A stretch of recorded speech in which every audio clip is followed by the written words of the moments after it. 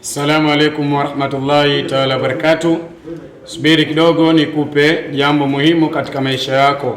Katika mgongo wa ardhi huu unaoishi, aidha utasumbuliwa na mambo yasiyopungua matatu. Mambo haya matatu ndio yanakuwa msingi wa mwanadamu kuyumba katika maisha na kuyumba katika kipato. Jambo la kwanza, watu wengi wanasumbuliwa na mahusiano. Sababu gani? Wanakwenda katika mahusiano yasiyokuwa sahihi kwao. Aidha wameshindwa kutengeneza jambo la kumtuliza mwenza wake. Jambo la pili, jambo la maradhi.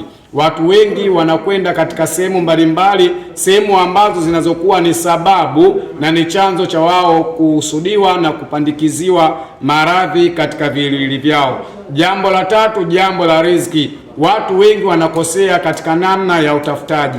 Wanakwenda katika njia ambayo riziki ikiingia inakuwa imeshahusudiwa. Jambo la kukuomba, kama utakuwa na matatu haya, basi ni vyema uhangaike na ujihangaikie, lengo uweze kuondoka katika hali hiyo, uweze kubaki salama. Wa hadha, assalamu alaikum wa rahmatullahi taala barakatuh. Naitwa Sheikh Badawi.